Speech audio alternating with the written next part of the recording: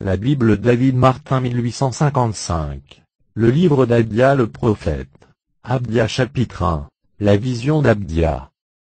Ainsi a dit le Seigneur, l'Éternel, touchant Édom, nous avons ouï une publication de par l'Éternel, et un envoyé a été dépêché parmi les nations, et elles ont dit, courage, levons-nous contre lui pour le combattre.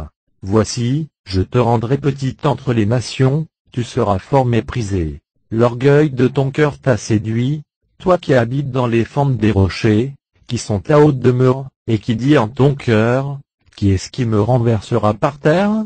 Quand tu aurais élevé ton nid comme l'aigle, et quand même tu l'aurais mis entre les étoiles, je te jetterai de là par terre, dit l'Éternel.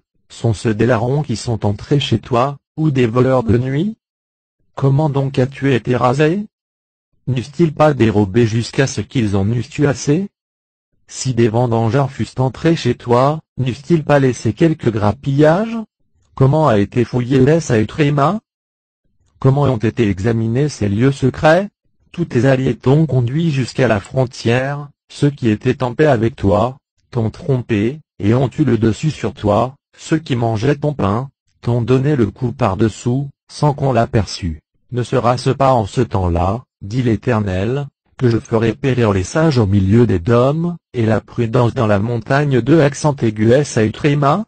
Tes hommes forts aussi seront éperdus, ô Téman, afin que les hommes soient retranchés de la montagne de accent aigu Es-Autréma, à force de les y tuer.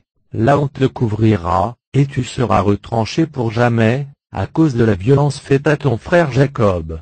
Lorsque tu te tenais vis-à-vis, quand les étrangers menaient son armée en captivité, et que les forains entraient dans ses portes, et qu'ils jetaient le sort sur Jérusalem, tu étais aussi comme l'un d'eux. Mais tu ne devais pas prendre plaisir à voir la journée de ton frère, quand il a été livré aux étrangers, et tu ne devais pas te réjouir sur les enfants de Juda au jour qu'ils ont été détruits, et tu ne les devais pas braver au jour de la détresse. Et tu ne devais pas entrer dans la porte de mon peuple au jour de sa calamité, et tu ne devais pas prendre plaisir, toi, dis-je, à voir son mal au jour de sa calamité, et tes mains ne se devaient pas avancer sur son bien au jour de sa calamité. Et tu ne te devais pas tenir sur les passages pour exterminer ses réchappés, ni livrer ceux qui étaient restés au jour de la détresse.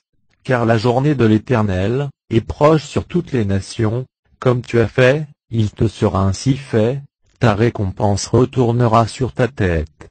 Car comme vous avez bu sur la montagne de ma sainteté la coupe de ma fureur, ainsi toutes les nations la boiront sans interruption, oui, elles la boiront, et l'avaleront, et elles seront comme si elles n'avaient point été. Mais il y aura des réchappés sur la montagne de Sion, et elle sera sainte, et la maison de Jacob possédera ses possessions.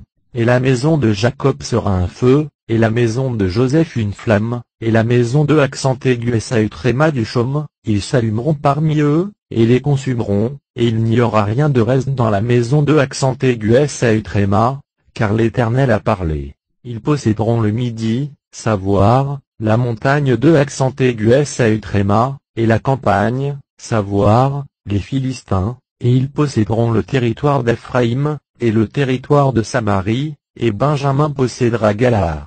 Et ces bandes des enfants d'Israël qui auront été transportés, posséderont ce qui était des Cananéens, jusque Sarepta, et ceux de Jérusalem qui auront été transportés, posséderont ce qui est jusque Séphara, ils le posséderont avec les villes du Midi. Car les libérateurs monteront en la montagne de Sion, pour juger la montagne de accent aigu Es-Autréma, et le royaume sera à l'Éternel.